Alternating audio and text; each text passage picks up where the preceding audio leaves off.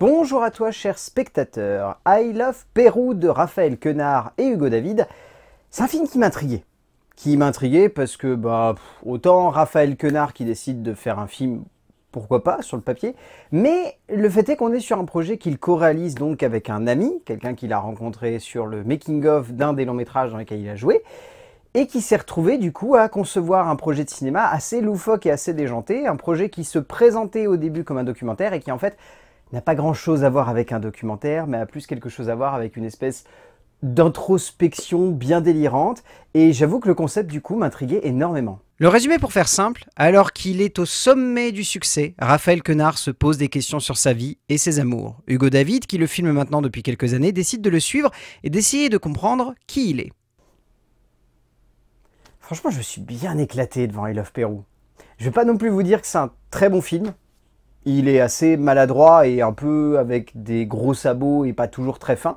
Et de manière globale, on rit, mais il n'y a pas grand-chose de plus qui se dégage du film. Mais le film a une vibe, il a une énergie, il a une spontanéité, il a une logique de création, il a une courtesse de conception, parce que le film fait à peine 1h10. Donc à partir de là, je pense que Raphaël Quenard et Hugo David ont clairement été à l'école Quentin Dupieux.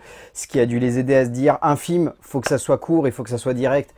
Pas grand chose de plus. Et surtout, au-delà de ça, il y a un esprit un peu espiègle, un peu amusant, un côté délirant qui me fait beaucoup penser à certains longs métrages burlesques qu'on avait américains au début des années 2000-2010, où le concept c'était vraiment de prendre une part de réalité et de la mêler à une partie de fiction, et de jouer justement sur qu'est-ce qu'on croit, qu'est-ce qu'on ne croit pas, est-ce qu'il y a une réalité, est-ce qu'en fait c'est complètement bidonné du début à la fin. Et je trouve que cette idée, Quenard et David arrivent bien à l'équilibrer au cœur d'un moment de cinéma dans lequel on passe un bon moment. On trouve l'esprit et l'ensemble du récit plutôt bien allumé et juste délirant comme il faut pour que on se dise pas que c'est un peu convenu ou un peu facile. Ça l'est sur d'autres aspects, mais pour autant, franchement, j'ai passé un bon moment devant ce film. Et je me suis vraiment dit à la fin, c'est un bon délire. C'est pas grand chose de plus, mais c'est un bon délire. Il n'est pas facile pour un auteur de partir avec une idée qui sonne comme intéressante, mais de lui donner assez de relief et de fond pour faire en sorte que derrière ce qui pourrait être sympa, se dégage un élément beaucoup plus fort, beaucoup plus juste, beaucoup plus imposant et impactant, mais surtout, qui marche. Hugo David et Raphaël Quenard nous offrent une aventure de cinéma assez délirante dans son genre, une espèce de trip complètement allumée et déjantée, qui pose assez rapidement ses limites tout de même au cœur d'une forme qui reste assez courte et assez simple, pour ne pas trop s'étaler et ne pas trop mettre en avant ses défauts, qui auraient pu rapidement plomber un ensemble tout de même satisfaisant. En termes d'écriture, donc le film a été conçu par Hugo David ainsi que Raphaël Quenard. L'écriture est amusante parce que le principe même du film, c'est de nous faire croire que c'est un documentaire. Donc d'aller vraiment le plus possible dans l'idée de regarder ces situations sont vraies et le personnage qui est Raphaël Quenard, parce que vu comment il se met en scène, on peut clairement parler de personnage, mais ça on aura l'occasion de l'évoquer plus dans la partie réalisation. On sent que dans cet esprit-là, les deux se sont éclatés et se sont dit « Vas-y, on se marre !» Pourquoi se prendre au sérieux quand on peut faire en sorte de te plonger dans des situations où les gens vont se demander « Attends, est-ce que ça s'est pas réellement passé comme ça ?» Et juste le fait de placer ça comme ça, juste le fait d'amuser et de détourner une base de film pour aller vers une direction comique et burlesque où du coup le spectateur se dit « Putain, ils sont vraiment allés loin », et ben ça donne un esprit, ça donne quelque chose de particulier à l'écriture. Après, de manière globale, la conception de l'écriture repose vraiment sur enchaînement de petites scénettes. Donc là-dessus, le film se veut vraiment être une espèce de moment d'évasion où des personnages font des trucs un peu loufoques et en font des caisses. Donc il y a une idée, il y a un délire, mais après ça va pas plus loin. Je vais pas non plus vous dire que l'écriture est d'une grande profondeur, qu'elle essaye de mettre une réflexion sur qu'est-ce que ça fait de gagner en popularité, d'avoir du succès du jour au lendemain. Il y a l'idée qui est vaguement évoquée dans la première moitié du long métrage, mais rapidement l'objectif c'est plus de montrer que potentiellement Raphaël Quenard aime bien se mettre en scène, aime bien montrer que son mal-être suite au succès. Il y a peut-être une part de réalité, il y a aussi une part de fiction. Il a voulu à la fois s'en amuser et en même temps amener quelque chose d'un peu délirant, et c'est peut-être là-dedans que résiste la plus grande force finalement de l'écriture. David et Quenard n'en font pas des caisses, et en cela, même si cela limite les possibilités d'interprétation ou de réflexion autour du scénario, cela le mérite de sonner comme frais et direct. Et pour le coup, vu la portée que peuvent avoir parfois ce genre d'idées un peu foutraques, au moins ici, tout va à l'essentiel.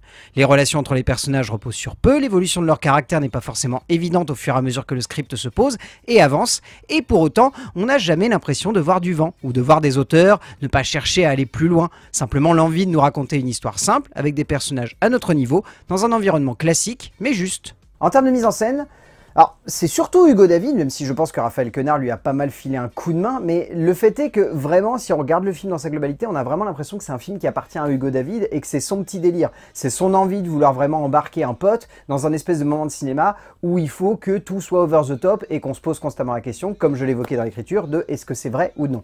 De ce point de vue-là, je trouve qu'en termes de montage, en termes de rythmique, en termes de comédie, en termes de conception de la mise en scène, en termes de jeu justement sur le documentaire, il y a un très joli travail qui est fait de la part de Hugo David et Quenard, dans le sens où on sent qu'ils ont voulu amener de la minutie dans les détails et faire en sorte surtout que ça soit crédible. Parce qu'il y a plein de documentaires qui sonnent constamment comme des espèces de pétards mouillés, qui ont une idée, mais qui en sortent constamment, qui ont une envie, mais qui n'arrivent jamais à l'amener jusqu'au bout, qui font en sorte d'avoir un concept, mais qui rapidement se sentent limités par celui-ci et décident d'en sortir. C'est pas le cas.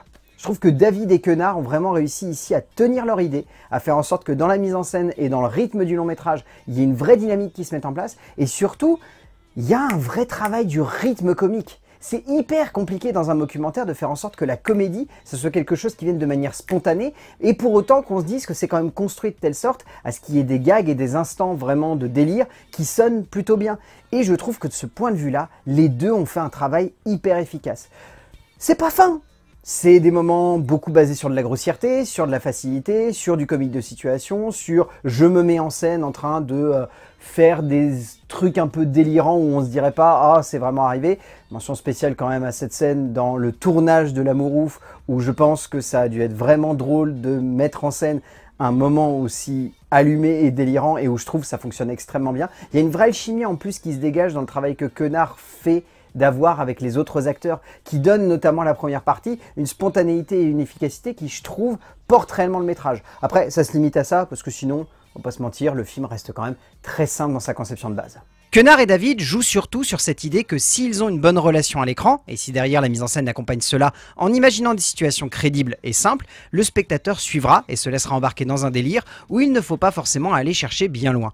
De là, la mise en scène sonne surtout comme un défouloir et un bon moyen pour les deux auteurs de nous divertir, chose assez rondement remplie ici par un travail de la comédie qui rend le tout extrêmement attachant, qui permet à la réalisation de sonner comme impactante et spontanée, mais surtout de jouer avec beaucoup de justesse avec nous, ce qui est assez cool. En termes de casting, la plupart des acteurs en fait jouent leur propre rôle, donc je ne vais pas non plus vous énoncer tout le monde, mais disons qu'on peut citer Emmanuel DeVos, on peut citer Michel Zanavicius, Jean-Pascal Zadi, Jonathan Cohen, François Civil, Éric Judor, Benoît Poulvord, Gustave Kervern, Marina Foïs, Gilles Lelouch, enfin il y a plein d'acteurs. Mention spéciale quand même à Anaïd Rosam, qui est vraiment excellente. José Garcia, dont je ne vous spoilerai pas le rôle, parce que réellement pour le coup, quand je l'ai vu arriver, je me suis dit « Ah d'accord, pourquoi pas ?» Je trouve qu'Hugo David, derrière la caméra, est très efficace. Vraiment, il m'a beaucoup surpris et je trouve qu'il a un vrai talent pour jouer avec Quenard. Mais bien évidemment, vous en doutez, c'est ce dernier qui ressort parce que pour le coup, il vole littéralement la vedette à tout le monde, même au caméraman et au narrateur et au réalisateur. C'est vous dire à quel point vraiment ce mec-là, il prend beaucoup de place. Raphaël Quenard s'en sort une nouvelle fois extrêmement bien, parvenant à créer une relation surprenante et très spontanée avec David, qui semble donner beaucoup de justesse à leur jeu et à leur évolution à l'écran. Au bout du compte, I Love Pérou, c'est un délire. C'est juste un délire, à un moment où deux auteurs ont voulu s'amuser et nous embarquer dans un espèce de trip où c'est à mi-chemin entre l'ego trip et le moment de perdition divertissant et amusant. C'est un ensemble qui fonctionne bien, qui a une bonne énergie, qui reste simple et qui se veut simple. Je pense pas que ça soit un objectif de la part des deux cinéastes d'aller plus loin que la bonne petite idée amusante et simple, mais ça se tient. Donc I Love Pérou de Hugo David et Raphaël Quenard, si vous avez l'occasion de le voir en salle, je pense que vous allez vous taper une bonne barre. Et en plus, ça dure 1h10. A plus!